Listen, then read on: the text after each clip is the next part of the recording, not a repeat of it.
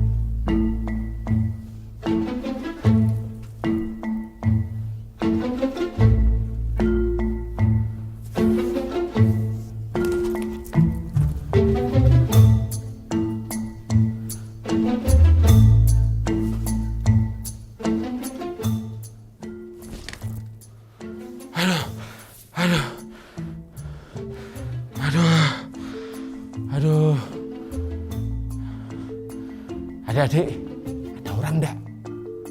Aduh, Kak Tony bingung nih. Gimana ya? Habis Kak Tony buat salah nih. Tadi ada yang ngelempar lagi, nyalahin Om Tony lagi. Waduh, gimana ini? Adik-adik. Sekarang Kak Tony mau nanya dulu. Adik-adik pernah buat salah enggak? Ayo, siapa coba yang sekarang lagi ikut Eagle Nest dan pernah buat salah? Wah, ada yang tunjuk tangan itu. Coba, Kak Tony mau nanya, pernah buat salahnya apa? Hah? Berbohong? Apa-apa? Mencuri? Apalagi coba? Apa? Hah? Mencontek? Wah, setiap kita pasti pernah buat salah. Dan kita bersyukur lewat kejadian Paskah, Yesus mati buat kita. Setuju enggak? Kita ini harusnya mati, kita binasa, kita menerima kematian kekal, kita masuk neraka. Tetapi karena begitu besar kasih Allah akan dunia ini, Dia mengaruniakan anaknya yang tunggal kepada kita supaya kita selamat. Lalu pertanyaannya, bagaimana sih Kak Tony kalau kita sudah selamat, kalau kita sudah terima anugerah Tuhan? Nah, hari ini kita akan belajar bersama-sama di dalam kisah Yohanes. Ayo kita bersama-sama lihat dulu ayatnya, ya. Yohanes pasal 8, dibuka dulu, yang di rumah, yang dimanapun, buka dulu. Yohanes pasal 8, ayat yang ketiga. Nah, ini kisahnya sangat bagus. Di situ ada ahli Taurat dan orang-orang Farisi datang kepada Yesus.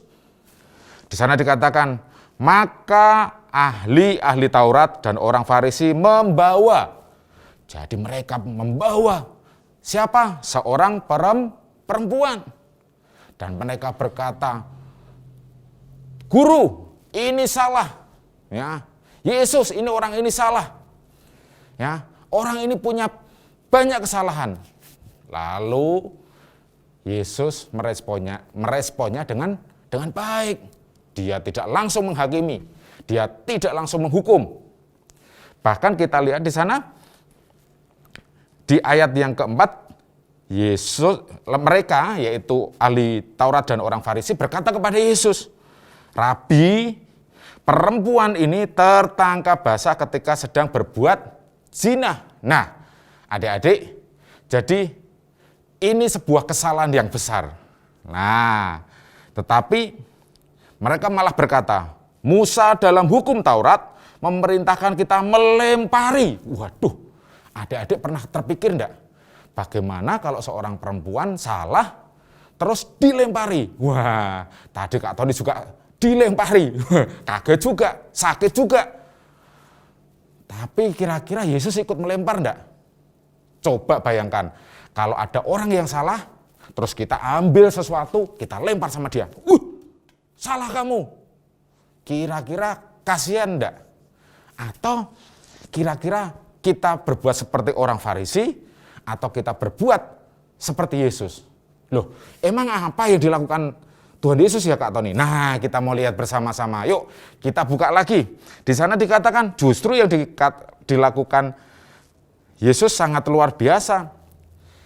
Ya, ketika dia terima pernyataan dari para ahli Taurat dan orang Farisi ngomong, wah ini dia ini harus dilempari. Karena apa? Untuk mencobai Yesus. Tetapi yang dilakukan adalah ketika mereka terus bertanya, dia bangkit lalu bertanya. Tetapi sebelumnya Yesus malah membungkuk lalu menulis jarinya di tanah.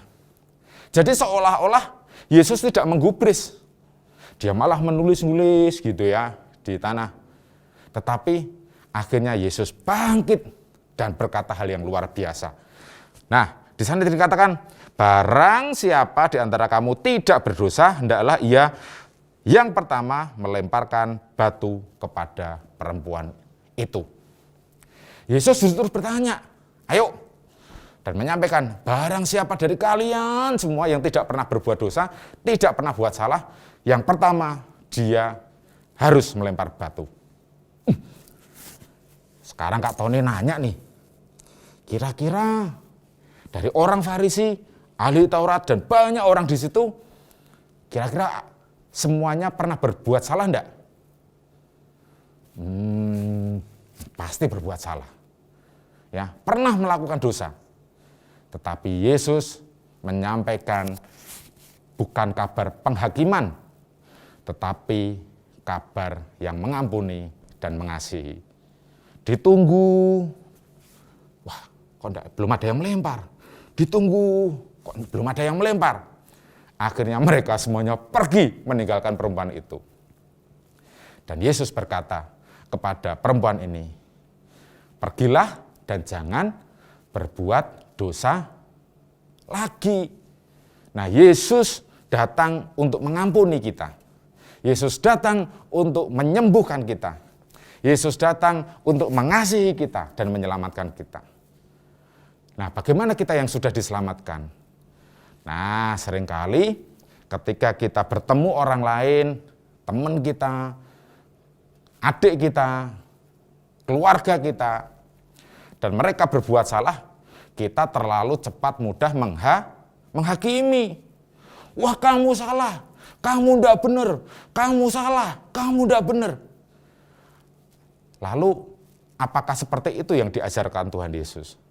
Tuhan justru berkata kepada perempuan ini, pergi dan jangan berbuat dosa. Loh, berarti kita mungkin bisa bertanya, loh berarti Tuhan setuju dan mengiyakan terhadap dosa, Kak Tony? Bukan.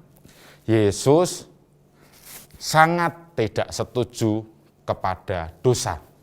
Tetapi Yesus mengasihi orang yang berbuat dosa. Karena seringkali kalau ada orang berbuat salah, kita ketemu dan kita tahu bahwa orang itu berbuat salah, kita menggunakan, wah ini kesempatan ini, dia salah ini. Ya aku serang saja supaya dia jatuh, aku serang saja supaya dia kelihatan jelek. Di depan banyak orang, supaya dia kelihatan tidak benar. Karena apa? Karena kita sudah tidak suka. Dan ketika ada kesempatan orang itu berbuat salah, itu kita gunakan untuk menjatuhkan. Itu tidak boleh. Lalu bagaimana Kak Tony? Kalau ada temanku nih salah, firman Tuhan ngajarkan, datang 4 mata, ditegur baik-baik. Kamu jangan gitu. Ya. Tetapi kita tidak boleh membenci orangnya. Ya. Kita menegur kesalahannya, kita mengasihi pribadinya, tetapi kita tetap tidak setuju dengan dosanya. Nah, mulai sekarang ayo belajar seperti Tuhan Yesus. Ya, Tuhan Yesus ketika bertemu orang berdosa, dia mengasihi orang ini. Tuhan mau juga orang ini berubah. Nah, seringkali kalau ada teman kita salah, kita menyerang dia, menghakimi dia belum tentu berubah. Justru dia malah sakit hati, dia sangat jengkel kepada kita.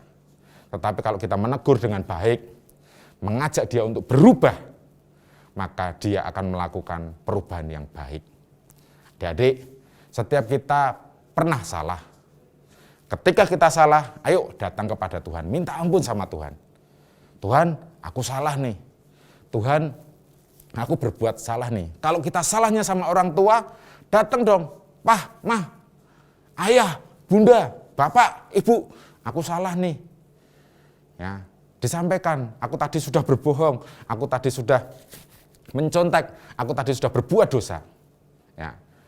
Dan orang yang menyimpan dosa itu justru tidak akan mengalami kemerdekaan, tidak mengalami kebebasan.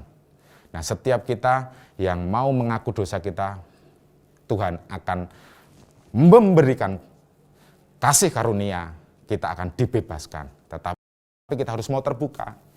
Nah, begitu juga ketika kita sudah diampuni, ketika ada teman kita, keluarga kita, saudara kita yang salah, mari kita tetap mengampuni. Jangan menyimpan akar pahit, jangan menyimpan kejengkelan. Ya, bahkan seringkali malah kita jatuh dalam penghakiman. Kita menghakimi. Ingat adik-adik, ketika kita menunjuk orang dengan satu jari, ada jari-jari lain yang menunjuk ke kita. Nah, Kak Tony mau sampaikan hari ini, ayo, kalau lewat Paskah, Tuhan sudah mengampuni hidup kita. Dan hari ini kita belajar bagaimana Yesus mengampuni orang perempuan yang berdosa. Dia tidak melempari batu, dia tidak menghakimi, tetapi Yesus justru mengampuni. Tuhan sudah memberikan kasih buat kita, dan waktunya kita mengasihi orang-orang di sekitar kita.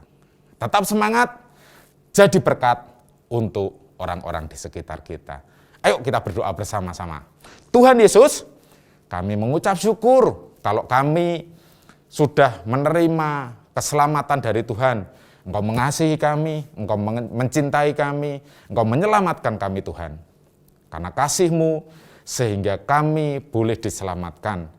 Dan hari ini kami boleh diajarkan untuk kami tidak menghakimi teman-teman kami yang berbuat salah. Kami tidak menghakimi orang-orang di sekitar kami yang berbuat salah. Tetapi kami mau menegur dengan kasih sehingga dia boleh mengalami kasih dan berubah.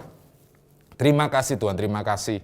Tetapi ketika kami juga bersalah, ajar kami juga meminta ampun kepada Engkau dan orang-orang di sekitar kami. Kami mau terbuka karena kasih Kristus itu melenyapkan dosa. Kasih Kristus itu membuat kami hidup merdeka. Berkati setiap adik-adik Eagleness dan setiap keluarga yang ada di dalam nama Tuhan Yesus. Haleluya. Amin. Tuhan memberkati. Semangat!